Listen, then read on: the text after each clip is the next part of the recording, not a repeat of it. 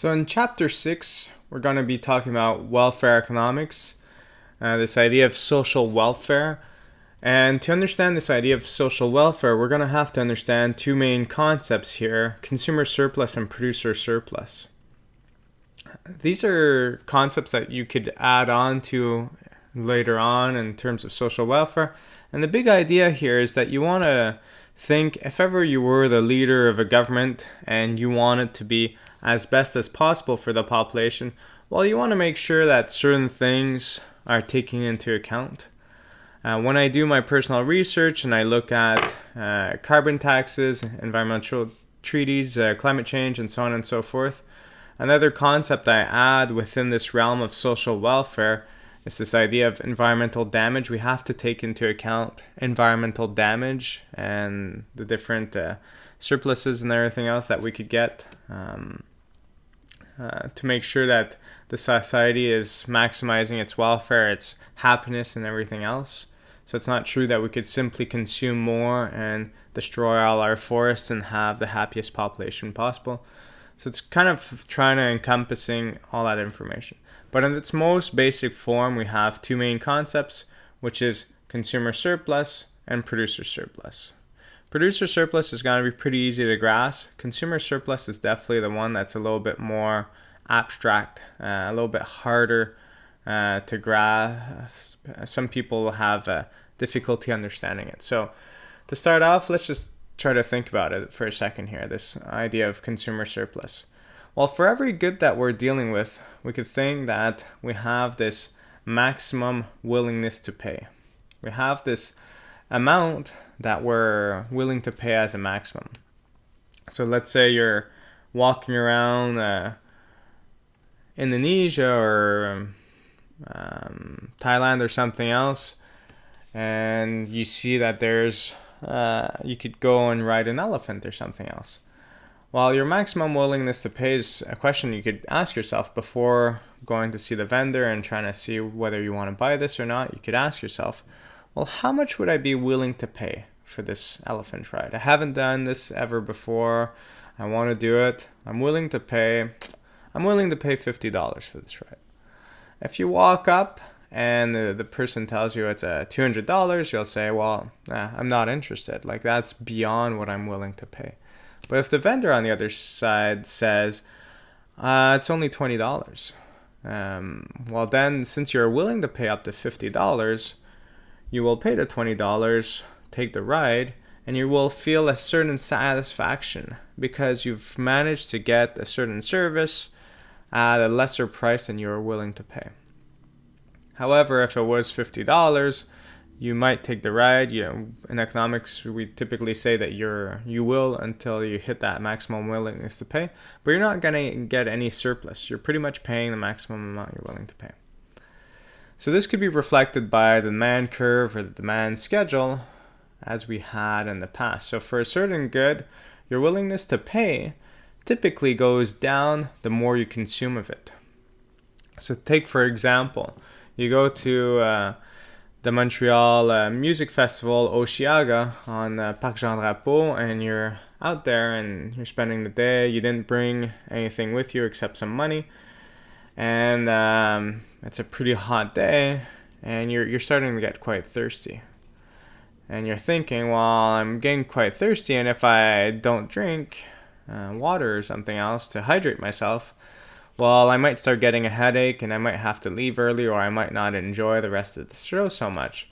So in that situation, it would probably be more extreme than in this case here, but you might have a willingness to pay of, $5, $10 for that first bottle of water, because that first bottle of water will quench your thirst, will probably prevent a headache from happening. You might not be fully hydrated, but at least you're kind of minimizing those negative impacts. Then afterwards, if we were to ask, well, how much are you willing to pay for a second bottle of water? It's probably going to be much lower because you've already got hydrated. Now it's just about getting a little bit more hydrated. But then if you go down and you ask yourself, well, how much am I willing to pay for the fifth bottle of water? Well, at that point, it's probably extremely low. It's probably extremely low because you're fully hydrated, and if you're drinking that extra bottle of water, you're just gonna be in a situation that you're gonna have to take some time off the shows and go to the bathroom, and it's not always obvious to go to the toilet fast. So you're in a situation that you're not necessarily going to want to purchase, or you're not going to be willing to pay a lot for that product. Such as in this situation here, that fifth product, we're only willing to pay 20 cents. This is due to this law of diminishing marginal returns of that bottle of water. The more we consume of something, the less returns we get from it. Same thing if you're hungry and you could buy pizza by the slice. Well, that first slice is going to give you a lot of value because it's going to satisfy part of your hunger. But that 10th or 20th piece of pizza, it's not really going to have much value to you because it's just going to make you feel worse the next day. So this is the situation that we have, and in this context we could think, well, after the 6 bottle or 6 whatever, we're not willing to pay any amount for it. So depending on the price, it will determine how many units you buy. So the price isn't to fluctuate. When you're at one of these kiosks and you're going to buy water, well, throughout the day, typically the price stays the same.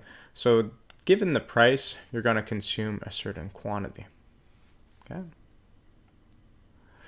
So let's say in this case here, the market price was $1.40. Well, that first unit that you're willing to pay $2 for, and you pay $1.40, you have a net gain of 60 cents, you consume it. The second unit, you were willing to pay $1.80, you paid $1.40, you're going to have a net gain of 40 cents, you're also going to consume it. The third good here, when it doesn't give you a net gain, we typically say in economics that you will consume it, but it's on the margin. It could go either way. Okay. So our total net gain in this case is $1. So we've gained some satisfaction throughout the setup. Okay. So the consumer surplus is that willingness to pay minus the price. If I wanted to set this up graphically, I could see it with the demand curve as well. So let's think of a typical demand curve.